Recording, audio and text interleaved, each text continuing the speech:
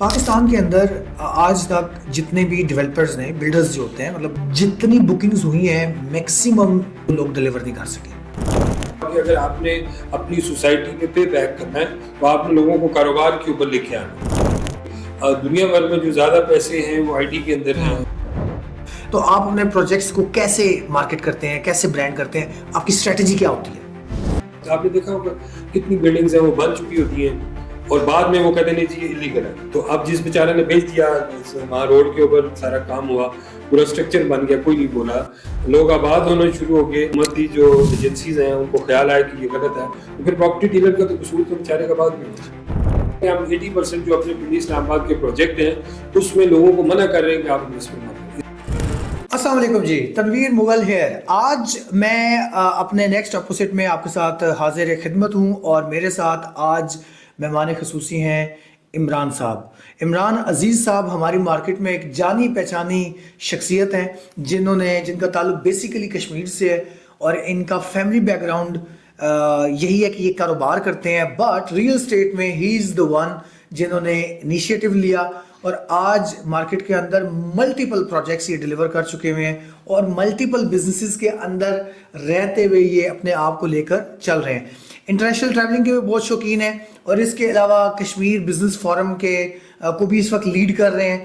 بہت ساری ایسی ایکٹیویٹیز میں انوالو ہیں جس میں بزنس گروتھ اور ٹیکنالوجی، یہ خاص کر اپنے کشمیر کے علاقے میں بہت سارے ایسے ویلفیئر پروجیکٹس کو لے کر چل رہے ہیں. تو آج اس بزنس کو لے کر، ریئل اسٹیٹ کو لے کر اور ان کی جو سوشل ویلفیئر ایکٹیویٹیز ہیں ان کو لے کر آج ہم ان کے ساتھ بڑی انٹرسٹنگ گفتگو کرنے جا رہے ہیں. السلام علیکم عمران بھائی. السلام. کیسے ہیں آپ؟ ٹھیک ٹھاک ہے؟ سب سے پہلے بہت شکریہ آپ تشریف لائے ہماری دعوت پر اور اپنے قیمتی مصروف اسکیجول میں سے ہمارے لیے کچھ ٹائم نکالا. تو سب سے پہلے ہم یہ جاننا چاہیں گے سر جی کہ آپ کی جرنی کیسے شروع ہوئی اور ریئل اسٹیٹ میں آپ کیسے آئے اور کس طرح یہ چیزیں آپ کی زندگی میں آ گئی. بسم اللہ الرحمن الرحیم.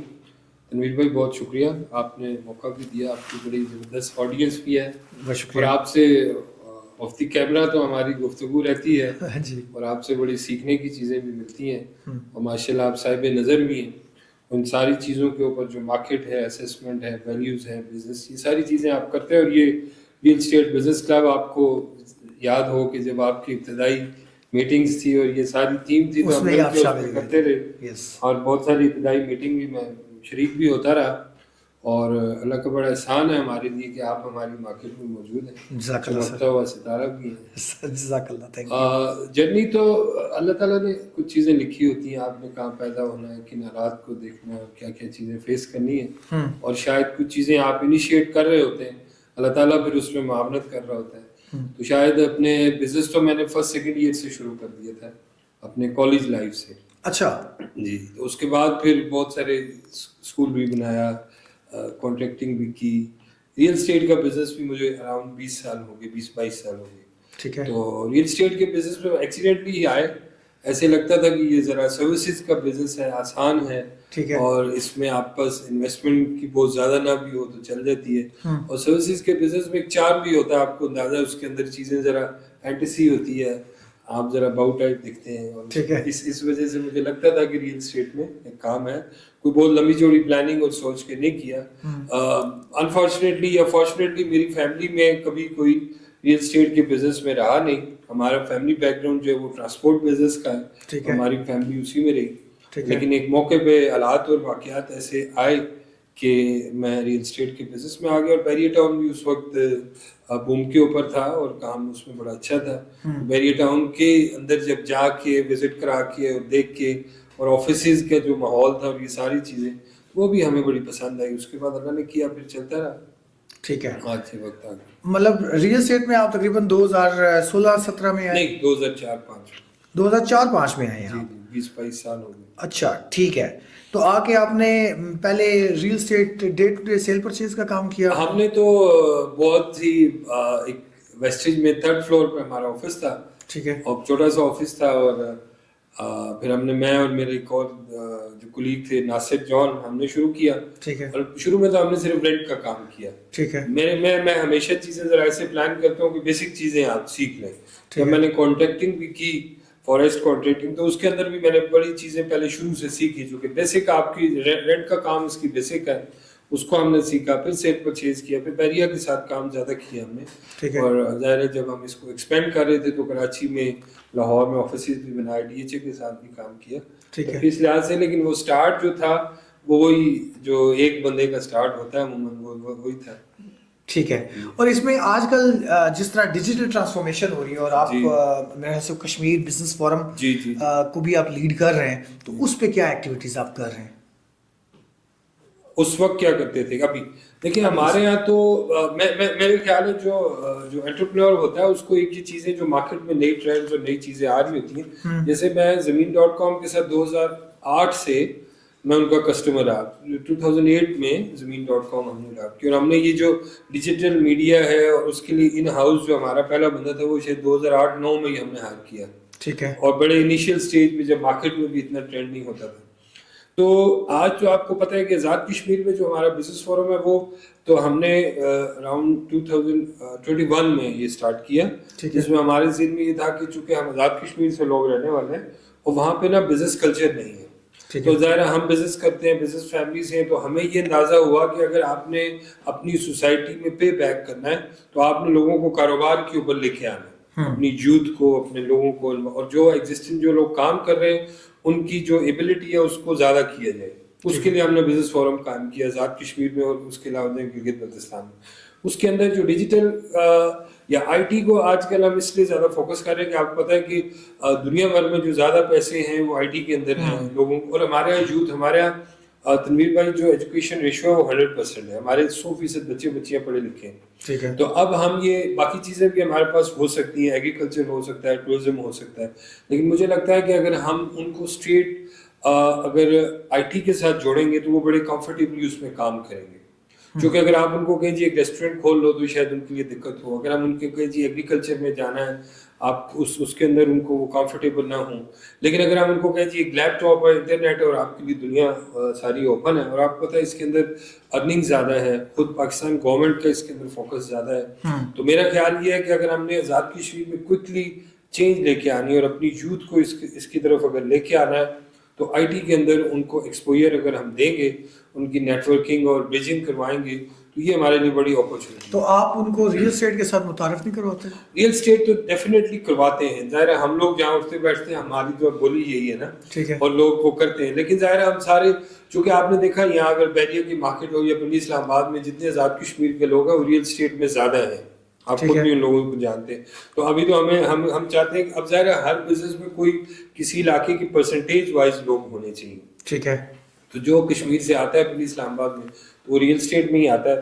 تو اگر ہم اس کو مین فوکس نہیں کرتے, لیکن جو لوگ ریئل اسٹیٹ میں موجود ہیں ان کی نیٹ ورکنگ کے لیے اور اس کے لیے بھی ہم کام کرتے ہیں تاکہ وہ آپس میں بھی ٹریڈ کر سکیں کام. آپ کے بزنس کا نام ہے فاز انٹرپرائز. جی فاز. یہ فاز سے کیا مراد ہے؟ فاز جی قرآن پاک کا لفظ ہے. جب 2004-05 میں ہم اپنی کمپنی بنانا شروع کر رہے تھے تو پھر ہم نے اس کے نام کے اوپر سوچا, تو فاز کا مطلب بڑا خوبصورت ہے, کامیابی. ٹھیک ہے. اور یہ جس آیت کے اندر یہ آتا ہے اس کے اندر یہ ہے کہ جب آپ اس میں معاملات کرو تو سیدھے معاملات کرو, اور پھر یہ آپ کو کامیابی دلائے گا, اور آپ کی آخرت کی بھی جو کامیابی ہوگی. تو اس آیت کی وجہ سے اس کا ایک بیک گراؤنڈ ہے, اور ایسے سننے دیکھنے میں ذرا ماڈرن ٹچ کا بھی ہے, اس لیے ہم نے اس وقت اس فاز جو ہے وہ نام رکھا کمپنی کا. الحمدللہ کامیابی بھی اللہ تعالیٰ نے نصیب میں دی. ماشاءاللہ. تو سر ہمیں آپ بتائیں کہ فاز انٹرپرائزز آپ نے شروع کیا, آپ نے جس طرح بتایا انیشلی آپ نے رینٹ کا کام بیسیکلی شروع کیا, پھر آپ سیل پرچیز میں آئے, پھر آپ نے بلڈنگز بنائیں, میرج ہالز آپ نے چلائے. تو یہ کیسے, مطلب ان سارے بزنس میں اسٹیپ بائی اسٹیپ کیسے آپ آج, چونکہ آپ ماشاءاللہ ایک فاز ہائٹس کے نام پہ فاز ٹاور بھی ہے, فاز شاپنگ سینٹر ہے, فاز. تو یہ ایز اے ڈیولپر بلڈر آپ کا کیسے ایکسپیرینس چل رہا ہے اور کیسے اس میں آئے آپ؟ دیکھیے ریئل اسٹیٹ کے تو شاید یہ آپ کے جو نا گروتھ کے اسٹیجز ہیں نا, جب آپ رینٹ پہ کریں گے, پھر پراپرٹی مینجمنٹ کریں گے, پھر آپ جو نا اس کی بائنگ سیلنگ کے اوپر آئیں گے, اور ظاہر ہے اس کے اندر الٹیمیٹلی پھر آپ جو ہے ڈیولپر بنتے ہیں. اور میں چونکہ اس کو اس لیے بھی صحیح سمجھتا ہوں یا بہتر سمجھتا ہوں کہ جو ریئلٹر ہوتا ہے, جو بندہ 20-25 سال اگر اس نے لوگوں کو کلائنٹس کو سروسز دی ہیں اور سوسائٹی کے اندر یا آپ کی جو وہ ساری کمیونٹی ہے اس کو کس طرح کی نیڈ ہے تو وہ ایک جو ریئلٹر ہے وہ ذرا بہتر سمجھتا ہے کیونکہ اس نے ہزاروں کلائنٹس کو وزٹ کیا ہوا ہے, دکھایا ہوا ہے, بلڈنگس بنائی, خود نہیں اگر بنائی تو اس نے دیکھا ہے کہ یار کس میں لوگ جو ہے کمفرٹیبل ہیں, مارکیٹ نیڈ کیا ہے اور کلائنٹ کی سیٹسفیکشن کیا ہے. اور ظاہر ہے آپ کو پتہ ہے میں ذرا انٹرنیشنل ٹریولر بھی ہوں تو انٹرنیشنل ایکسپوئر بھی جوڑ کے تو میں یہ سوچتا ہوں کہ جو ایک جس کے پاس پیسے ہیں اور وہ ڈیولپر بن رہا ہے اس کی بنسبت اگر کسی بندے کا 10-15 سال کا تجربہ ہے اس مارکیٹ میں بائنگ سیلنگ کا اور ریئلٹر کا تو وہ ایک اچھا ڈیولپر بھی ثابت ہوتا ہے کیونکہ وہ مارکیٹ نیڈ کے اوپر ساری چیزیں ڈیزائن کرتا ہے. تو مارکیٹ نیڈ جو ہے یہ ایک مارکیٹنگ ٹرمز کے اندر R&D ریسرچ کا کام کیا جاتا ہے اور اس کے اندر یہ چیزیں سامنے آتی ہیں. تو آپ اپنے پروجیکٹس کو کیسے مارکیٹ کرتے ہیں, کیسے برانڈ کرتے ہیں, آپ کی اسٹریٹجی کیا ہوتی ہے؟ دیکھیے ایک جینوئن بزنس مین جو ہوتا ہے, جو انٹرپرینور ہے, وہ تو کہیں کھڑا ہو کے اس کی خوشبو سے اس کو یہ پتہ لگتا ہے کہ یہاں پہ کیا نیڈ ہے اور کیا نہیں ہے, اور اس کی ریکوائرمنٹ کیا اور بزنس کی. اس کے بعد یہ R&D اور ساری چیزیں اسٹڈیز اور ڈیٹا اور یہ ساری چیزیں ہوتی رہتی ہیں. تو میرا خیال ہے جو آپ کی پہلی نظر ہوتی ہے وہ کاروبار میں آپ کو بتاتی ہے کہ جی کیا چیز چلنے گی, کیا نہیں چلے گی, کیا پروفیٹیبلٹی ہے, یہاں کس چیز کی ریکوائرمنٹ ہے. گٹ فیلنگ ہوتی ہے. اور اس میں اب پھر اس کے بعد جب آپ R&D کرتے ہیں تو وہ چیزیں اس کو سپورٹ کرتی ہیں. اور R&D کے اندر ظاہر ہے آپ ایک اسپیسیفکلی آپ کو پتہ ہوتا ہے کہ کیا سیل کروانی ہے, ٹارگیٹ کلائنٹ کیا ہے, کون سے لوگ اس میں انوالو ہوں گے, ریٹس کیا ہیں, کن چیزوں کی یہاں پہ اگر ہم پروویژن دیں گے تو وہ ایک ایکسٹرا بینیفٹ ہوگا. ان چیزوں کی وجہ سے تھوڑی سیل کے اندر بہتری ہو سکتی ہے. ٹھیک ہے. اور یہ ریئل اسٹیٹ سیکٹر کے اندر سر مطلب ٹرسٹ بلڈنگ کا کیا کردار ہے؟ کیونکہ یہ ہمارا پروگرام بہت سارے نئے لوگ جو ریئل اسٹیٹ میں آ رہے ہوتے ہیں سال 2-3 سال سے, خاص کر پچھلے 2-3-4 سالوں میں جو لوگ آئے ہیں وہ کافی اس وقت ایک چیلنجنگ ٹائم سے گزر رہے ہیں. گزر تو سارے سینئرز بھی رہے ہیں لیکن سینئرز پہلے سے واقف ہو چکے ہوتے ہیں. تو نئے لوگوں کے لیے آپ کیا کہتے ہیں کہ مطلب اس میں ٹرسٹ بلڈ کرنا کس حد تک ان کے لیے ضروری ہوتا ہے؟ لیکن ٹرسٹ بلڈ کرنا تو الٹیمیٹلی گول یہی ہے, آپ جس کو ساکھ کہتے ہیں. ٹھیک ہے. بزنس میں تو ساکھ ہی ہوتی ہے, آپ نے ساکھ ہی بنانی ہے, کریڈیبلٹی. لیکن میں اپنی جو آپ کے آڈینس ہے جو دیکھنے سننے والے ہیں ان کی گوشت گزار ایک چیز کرنا چاہتا ہوں جو میں اپنے لوگوں میں کرتا بھی ہوں. ہم دیکھیں ہم پراپرٹی ڈیلر ہیں اور ہم لوگ ریئلٹرز ہیں, ہم ڈیولپرز ہیں, لیکن ہم اس پاکستان میں یہ سارا کچھ کر رہے ہیں. جب لوگ ہمارے سے ڈیل کرنا چاہتے ہیں یا وہ ہمارے سے جو ایکسپیکٹیشن لے کے آتے ہیں وہ کوئی اس دنیا کی نہیں لے کے آتے, وہ پاکستان کی نہیں لے کے آتے. وہ بڑی 100% پرفیکشن کے ساتھ چیزیں ہمارے سے ایکسپیکٹ کرتے ہیں. تو میں اپنے جو میرے کلائنٹ ہیں, دوست ہیں, یا جو لوگ میرے سے رابطہ کرتے ہیں, یا میں ان سے یہ کہتا ہوں کہ جی دیکھیں آپ ہماری اس سوسائٹی کا جو پرفارمنس کا جو ایک یعنی کہ انڈیکس ہے, ہمیں بھی اسی کے اندر جو نا آپ جج کریں. ٹھیک ہے. آپ ہمیں امریکہ اور برطانیہ اور دبئی کی مثالیں نہ دیا کریں. ہم پاکستان میں جب پرفارم کر رہے ہیں تو یہاں پہ جو ایشوز ہوتے ہیں وہ بھی ہمارے ساتھ ہوتے ہیں. ہم نیت پراپرٹی ڈیلر جتنا کوئی باقی سوسائٹی میں جتنے سیگمنٹ کے لوگ خرابی پیدا کرتے ہیں, پراپرٹی ڈیلر بھی اسی پرسنٹیج کے ساتھ, چونکہ سوسائٹی کا حصہ ہے. صرف یہ ہوتا ہے کہ ہمارے ساتھ بھی بعض دفعہ ہم گھر سے نیت نہیں کر کے آتے, لیکن سوسائٹی میں ایسی چیزیں ڈیلیور ہو رہی ہوتی ہیں یا آ رہی ہوتی ہیں کہ جو بعد میں خرابی کا باعث بنتی ہیں, تو ان کی ذمہ داری ہمارے اوپر لگ جاتی ہے. ٹھیک ہے. میں مثال دوں کہ فرض کیا ایک ڈیولپر ہے, اس نے کام شروع کیا, وہاں پہ اس نے 100 مشینیں لگا دی اور کام ہو گیا. ہم نے اس کی فائل چیک کی, ہم نے اس کی ڈیولپمنٹ دیکھی, اس کے ریٹس دیکھے, پلانس دیکھے, وہ ساری کچھ جب دیکھا تو ہم نے کہی جو بڑی اچھی سوسائٹی ہے, اور ہم نے اپنے جو کلائنٹ تھے اس کو ہم نے وہ پچ کیا, اس نے لے لیا. انفارچونیٹلی 1-2 سال کے بعد وہ سوسائٹی نہیں بن سکی, اس کے اندر پرابلم آ گیا, وہ لیگل ایشو مشینیں تھے, لیگل ایشو آ گیا, بندہ خراب نکل آیا. تو ظاہر ہے جو آپ کا پراپرٹی ڈیلر تھا جو معصوم سا ہے, اس کی ذمہ داری بھی اتنی ہی معصوم سی ہے. اس کی جو ذمہ داری, اس کو پورے سسٹم کا اور اس کا ذمہ دار بنانا درست نہیں ہے. مطلب جو حکومتی ادارے جنہوں نے اس کو مینیج کرنا تھا, جج کرنا تھا, انہوں نے اگر اپنا کہا, آپ نے دیکھا ہوگا کتنی بلڈنگز ہیں وہ بن چکی ہوتی ہیں اور بعد میں وہ کہتے ہیں جی یہ الیگل ہے. تو اب جس بیچارے نے بھیج دیا وہاں روڈ کے اوپر سارا کام ہوا, پورا اسٹرکچر بن گیا, کوئی نہیں بولا, لوگ آباد ہونا شروع ہو گئے, تو پھر جا کے تو حکومتی جو ایجنسیز ہیں ان کو خیال آیا کہ یہ غلط ہے, تو پھر پراپرٹی ڈیلر کا تو قصور تو بیچارے کا بعد میں ہوا. اچھا سر, پراپرٹی ڈیلر کا قصور تو ٹھیک ہے, لیکن پاکستان کے اندر آپ نے گورنمنٹ کا بھی ذکر کر دیا, اداروں کا بھی ذکر کر دیا. پاکستان کے اندر آج تک جتنے بھی ڈیولپرز نے, بلڈرز جو ہوتے ہیں, مطلب بلڈنگز والے بھی اسی میں شامل ہیں اور زمینوں جو ڈیولپرز ہیں وہ بھی شامل ہیں, جتنی بکنگز ہوئی ہیں میکسیمم جو ہے وہ لوگ ڈیلیور نہیں کر سکے, اور بہت تھوڑے لوگ ڈیلیور کیے, اور میں سمجھتا ہوں کہ آپ ان میں سے ایک ہیں جنہوں نے ڈیلیوری دی ہے مارکیٹ کو, ٹھیک ہے. اور آج بھی جو آپ پروجیکٹ بنا رہے ہیں اس اسٹرکچر بنا ہوا ہے, سی ڈی اے اپرووڈ چیز ہے. کیا ایسی کون سی کامن مسٹیک ہے جو ڈیولپر کرتے ہیں جس کی وجہ سے وہ ڈیلیور نہیں کر پاتے؟ دیکھیں, ڈیولپر تو بزنس مین ہے. پاکستان میں کلچرل نا آپ کو ایز آف بزنس ڈوئنگ نہیں ہے. بیسک روٹ کاز یہ ہے, ٹھیک ہے. اگر آپ آر ڈی اے کے پاس جاتے ہیں, سی ڈی اے کے پاس جاتے ہیں, تو وہ ایسے لگتا ہے کہ آپ ان سے بھیک مانگنے جا رہے ہیں. انہوں نے اب آپ نے فرض کیا 1 ارب روپے لگا لیا, زمین لے لی, آپ نے ڈیولپمنٹ کرنی ہے, تو آپ نے تو زمین لے لی ہے. کم لوگ یہ ہوتے ہیں, یا ایسے بھی لوگ ہوتے ہیں کہ جن کے پاس چلو 1 ارب نہیں ہے, وہ 50 کروڑ 30 کروڑ پہ ڈاؤن پیمنٹ دے کے اس پہ کر رہے ہیں.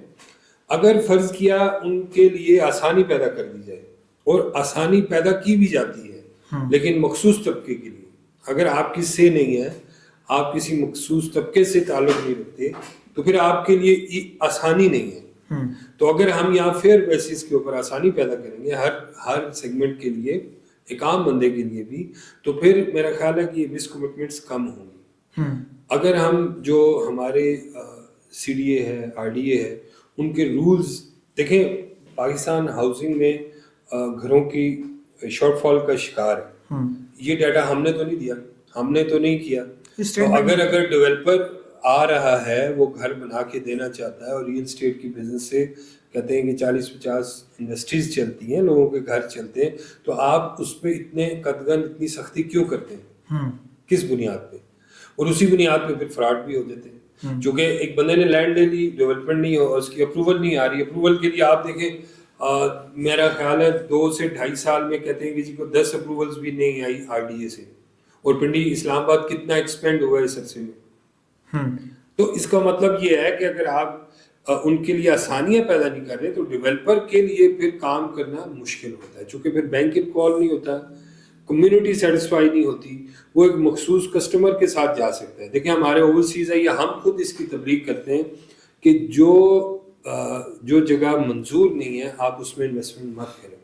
ایک طرف تو ہم یہ کرتے ہیں, لیکن اس کا مطلب یہ ہے کہ ہم 80% جو اپنے پنڈی اسلام آباد کے پروجیکٹ ہیں اس میں لوگوں کو منع کر رہے ہیں کہ آپ انویسٹمنٹ نہ کریں, اس لیے کہ 20% سے زیادہ تو اپروول والے پروجیکٹ ہے ہی نہیں. ایسے ہی ہے درست. تو اس کا مطلب ہے ہم نے اس بیچارے کو مشکل میں ڈال دیا. اگر آپ نے تنویر صاحب جگہ لے لی ہے چکبلی روڈ کے اوپر, اور وہ آپ نے اپروول کے لیے جمع بھی کرا دی ہے, تھوڑے بہت چیزیں ہیں, ایشوز تھوڑے بہت ہیں, چلو یہ نہیں کہتے کہ 100% ہے, لیکن آپ کو اگر پتا ہے کہ اس بندے کے پاس 1000 کنال 500 کنال جگہ ہے, اور یہ بنا کے دینا چاہتا ہے, یہ مارکیٹنگ کر رہا ہے, یہ وہاں بیٹھا ہوا ہے, اس نے 10 کروڑ روپے کی لینڈ لے لی ہے, تو آپ اس کو اپنے ڈور سٹیپ کے اوپر آ کے اپروول دیں.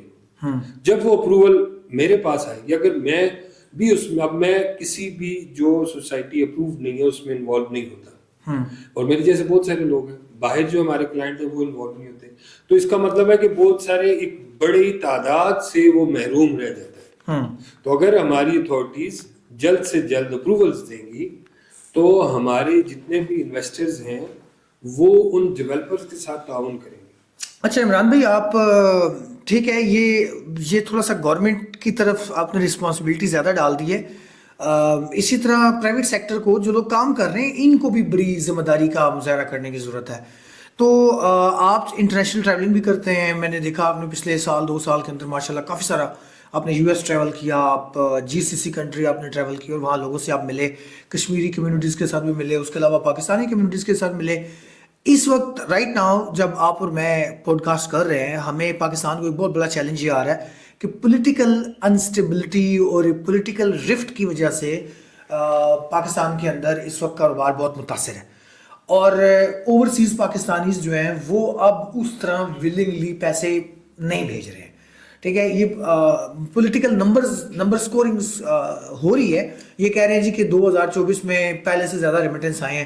تو پہلے کبھی اگر پاکستان میں 1000 پہ آتا تھا, اب 200 آ رہا ہے, تو اس سے اگر 225 آیا تو یہ کہہ رہے ہیں زیادہ آ رہا ہے. لیکن اصل میں تو پاکستان کی اکانومی اس اوورسیز کے ریمیٹنس کے ساتھ چلتی ہے. آپ کیسے دیکھ رہے ہیں, مطلب آپ اوورسیز کے ساتھ خود مل کے آئے ہیں, آپ ان کے بیہیویئرس کو کیسے ریڈ کر رہے ہیں, کیا چل رہا ہے اس بیہیویئر میں, کب تک تبدیلی کوئی آپ متوقع دیکھتے ہیں؟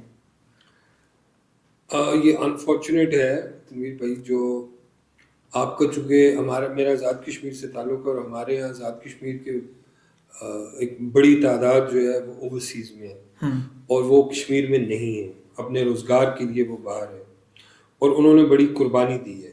اور آپ 60s 70s میں جو لوگ گئے تھے وہ اب کبھی واپس آتے ہیں تو وہ مطلب اپنی پوری زندگی وہاں گزار چکے ہوتے ہیں, اور انہوں نے ہمارے علاقے میں بڑا سرو کیا ہے.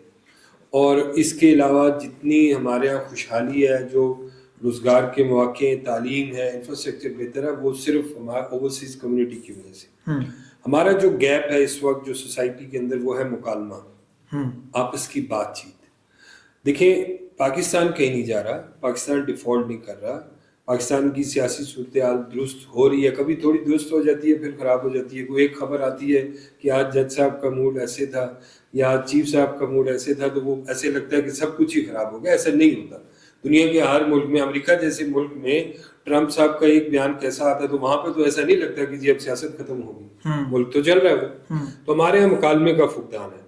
ہمیں پرٹیکولرلی جو کشمیر میں ہمارے لوگ ہیں, ہمیں چونکہ وہ کمیونٹی ہمارا ایسٹ ہے, وہ باہر رہتے ہیں, وہاں کا سسٹم الگ ہے, وہاں کی بات الگ ہے, وہاں پہ انہوں نے 20 30 40 سال رہے ہیں, ان کی اولاد وہاں پہ رہ رہی ہے, پلی بڑی ہے.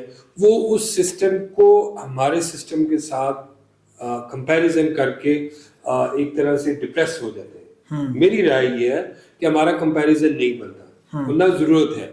ہم ایک الگ مزاج کے لوگ ہیں, ہمارے ہاں الگ چیزیں, اچھائی برائی کو ڈیفائن کرنا اور بیٹھ کے اس کو سیٹ کرنا ایک ٹف جاب ہے, اور اس کے پیرامیٹرز بڑے ڈفرینٹ ہیں. میرا پوائنٹ یہ ہے کہ اگر ہم یہ مکالمہ کریں کہ ہم نے امریکہ نہیں بننا, ہم نے کبھی سوچا ہی نہیں کہ ہم نے امریکہ بننا, ہم نے چائنا بھی نہیں بننا, ہم نے سوچا نہیں کہ چائنا, تو پھر ڈپریس کیوں ہوں؟ دیکھیں, چائنا نے اگر اپنی اکنامک گروتھ کو اس قدر اونچا لے گیا تو ہم نے تو کبھی سوچا ہی نہیں. تو ہم نے جو سوچا ہی نہیں تو ہم اس پہ اتنے سٹریس کیوں لیتے ہیں؟ ہم نے اگر ناروے نہیں بننا, ڈنمارک نہیں بننا, اور ہم نے وہاں کی گلیاں اور وہ, ہاں سوچیں, میں یہ نہیں کہتا, اس کا مطلب یہ نہیں ہے کہ ہم سوچے نہیں, ہم سوچے, لیکن پہلے سوچے ہم دونوں, میں اور ہمارے جو بھائی باہر ہیں, ہم سوچیں, پھر ہم اس کا روڈ میپ بنائیں, پھر اس کے اوپر 20 30 سال کی جدوجہد ڈیزائن کریں, پھر کہیں کہ ہاں جی اب ہوا کہ نہیں. ٹھیک ہے, لیکن پچھلے 50 سال میں کیا آپ نے کبھی, آپ کے والد صاحب نے, آپ نے کبھی سوچا کہ نہیں جی ہم نے ناروے بن جانا؟ نہیں سوچا. تو پھر کیوں؟ دیکھیں, خام خواہ کا سٹریس ہے جو ہم نے اپنے اوپر حاوی کیا کہ جی امریکہ میں یہ ہوتا ہے, یورپ میں یہ ہوتا ہے, برطانیہ میں یہ, یار ہوتا ہے تو ادھر ہوتا ہے, ہمارے یہاں نہیں ہوتا. جو بھائی بہن ہمارے یہاں سے گئے تھے, جو ہماری فیملی یہاں سے گئی تھی, وہ جس میں گئے تھے ہم لگ بھگ ویسے ہی ہیں. ٹھیک ہے, کوئی اچھے نہیں ہوئے, کوئی برے نہیں ہوئے, ویسے ہی نہیں. اب اگر ہم برے تھے یا اچھے تھے, ہم پھر دوبارہ بیٹھے, ہم کہ نہیں یار پہلے غلط تھا, ہم دوبارہ بیٹھتے اور وہ کرتے ہیں. تو میرا خیال ہے اس مکالمے کے بعد ہم ایک روڈ میپ بنائیں گے, اس کے اوپر جب ہماری جو سپیڈ ہوگی, اور وہ ہماری چونکہ اوورسیز ہماری اسٹرینتھ ہے. دیکھیں, اس کا مطلب یہ نہیں ہے کہ ہم ان کی بات کو نفی کریں, ہم نفی نہیں کرتے, لیکن یہ نہیں ہو سکتا کہ 2022 تک تو ہم بالکل ٹھیک تھے, اور 22 میں ہم اچانک نیچے آ گئے. ہم 22 میں بھی ویسے تھے, 20 میں بھی ویسے ہی تھے, 21 میں بھی ویسے ہی تھے, 24 میں بھی ویسے ہی.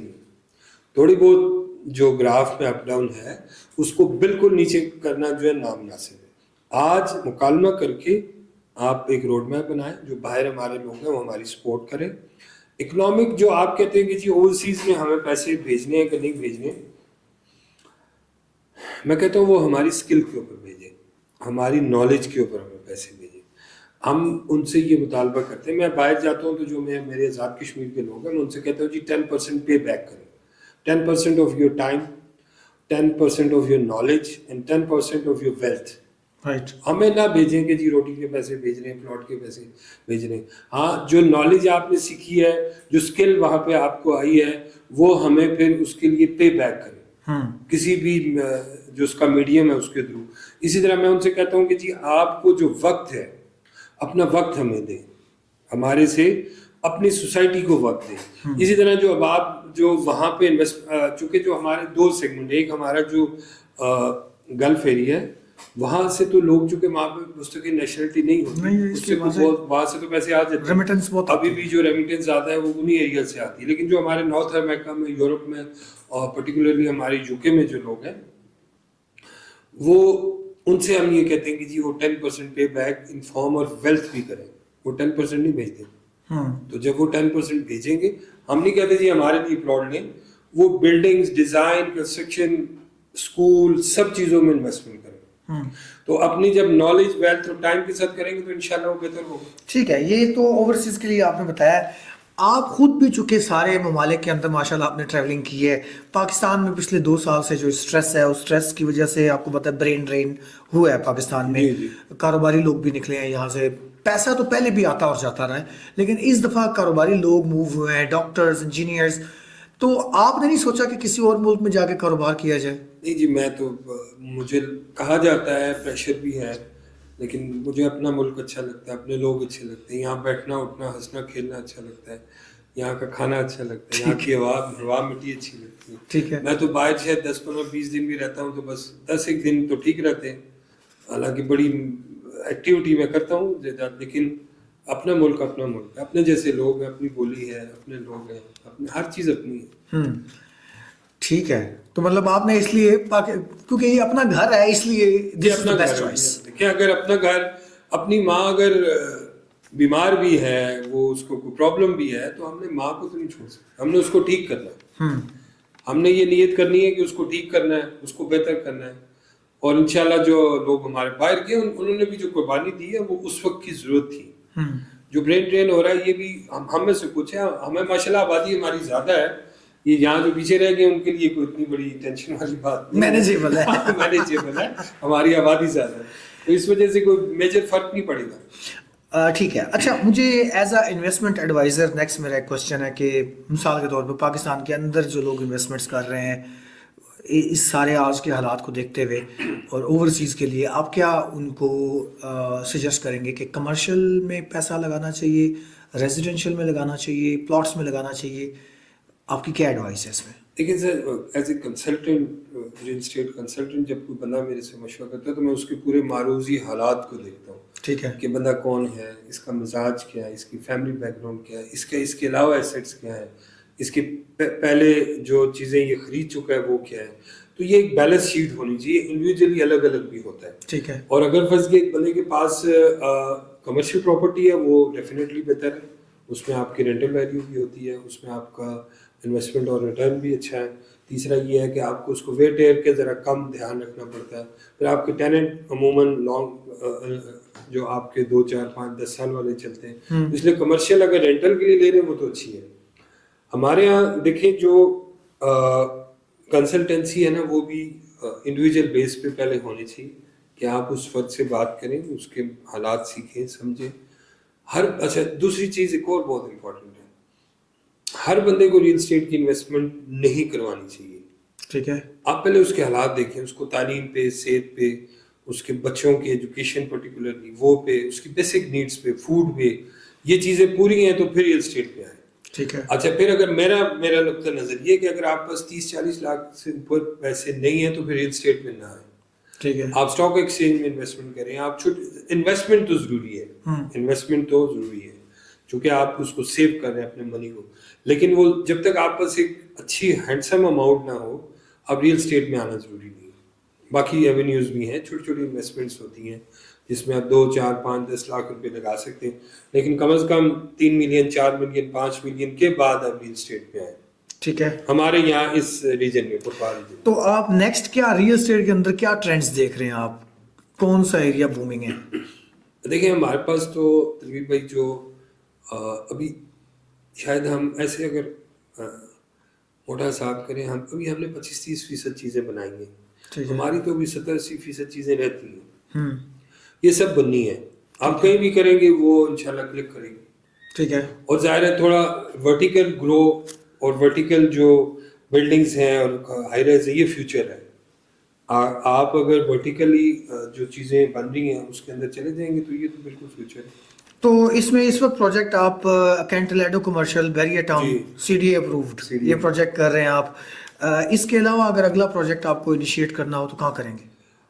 DHA में हो सकता है और नीड बेस देखी जा सकती है। मैंने लास्ट 3-4 साल पहले अडियाला रोड पे किया था, वो भी सक्सेसफुल था।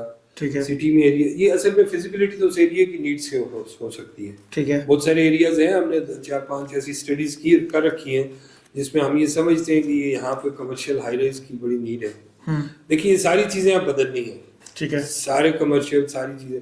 हाउसिंग जो है वो, मैं ऐसे अगर जो मेरा एक तज्जिया है कि हाउसिंग जो है वो 90s में या 80s एंड या 90 में जो ट्रेंड शुरू हुआ वो आप ये 2025 और 30 के दरमियान ये ख़त्म होगा और फिर आपको नए स्टाइल की बिल्डिंग्स और नई चीज़ें जो हैं वो देखने को मिलेंगी। ठीक है, तो मुमकिन है ये पुरानी चीज़ें भी बदल जाए, नई चीज़ें तो नई तरीके से बनेंगी। ठीक है, तो ये सारा हाउसिंग सेक्टर जो है इसमें बहुत बहुत काम है अगले 4-5 सालों के बाद से लेके 20-25 साल तक। ठीक है।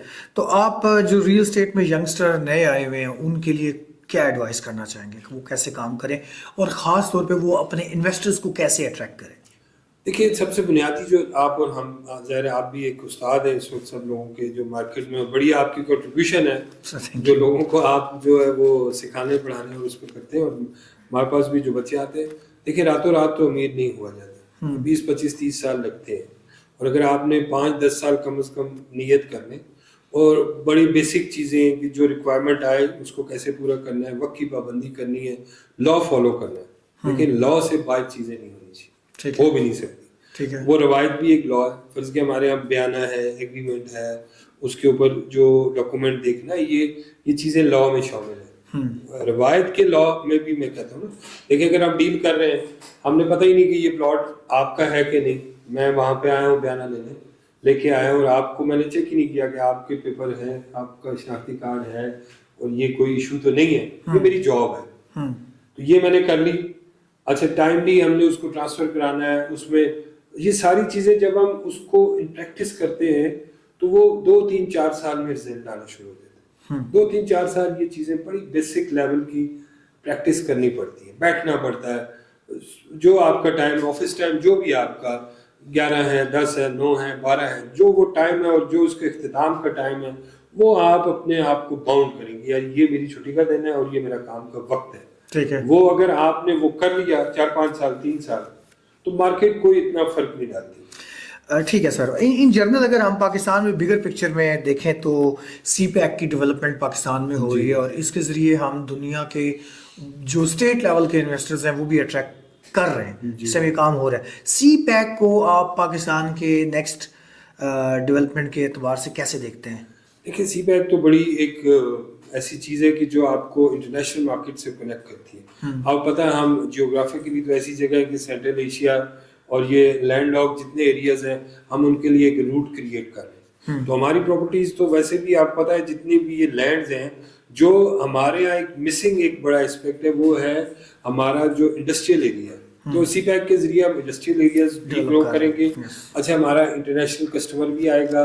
और तीसरी चीज़ जो मैं समझता हूँ कि जिस पे काम इमरान खान साहब के दौर में होता भी रहा, वो ये था कि आपके टूरिज्म की साइट्स डेवलप करना और टूरिज्म की जो रियल स्टेट की इंडस्ट्री है उसको डेवलप करना, ये बहुत बड़ा एवेन्यू, ये बहुत बड़ा पोटेंशियल है पाकिस्तान में। अगर मैं ये समझूं, जो मेरी नाकिस राय हो सकती है कि आपकी इंडस्ट्रियल स्टेट से भी बड़ी जगह ये है। मैं चूँकि दुनिया भी मैंने घूमी, अमेरिका भी आप देखें, कोई दुनिया का शायद ऐसा मुल्क ना हो जिसमें आप कराची ग्वादर से लेके, यानी कि आप साहिल समंदर से लेके कुछ 2 घंटे की फ्लाइट के ऊपर स्कर्दू पहुंच जाए। और ये बीच में सारा पंजाब, और ये इतनी खूबसूरत जगह हैं कि अगर हम अपनी टूरिज्म इंडस्ट्री को डेवलप करने और रियल स्टेट उसके साथ जो ज़ाहिर आपको होटल्स और अपने जितने एरियाज आपको डेवलप करने हैं, तो रियल स्टेट एंड टूरिज्म ये मिक्स मैच होके आपकी तकदीर बदल सकती है। और ये जो CPEC है, सॉरी आपका सवाल जो कि CPEC से मुतल्लिक़ था, देखिए CPEC के अंदर जो हमारे पास अपॉर्चुनिटी है वो शायद वो भी टूरिज्म के साथ जुड़ी हुई है, क्योंकि जब आप लिंकेज कायम करेंगे تو پھر آپ ایک انٹرنیشنل ٹریولر کو یہاں انوائٹ کر سکتے ہیں. آپ یقین جانے یہ جو ہمارے ناردرن ایریاز اس سے خوبصورت جگہ نہیں ہے. آپ بھی یہ کہتے ہیں دنیا اتنی دیکھنے کے بعد؟ میں سوئٹزرلینڈ بھی میں نے دیکھا ہے, یورپ پورا دیکھا ہے, امریکہ دیکھا ہے. یہ نہیں کہ اصل میں یہ دیکھیں اس کا نمبرنگ کرنا اور بات ہے کہ جی بندہ کہ جی نمبر 1 وہ ہے کہ نمبر 2, یہ بات نہیں. چونکہ خوبصورتی ہاں نیچر ہے, خوبصورت وہ بھی ہے یہ بھی ہے.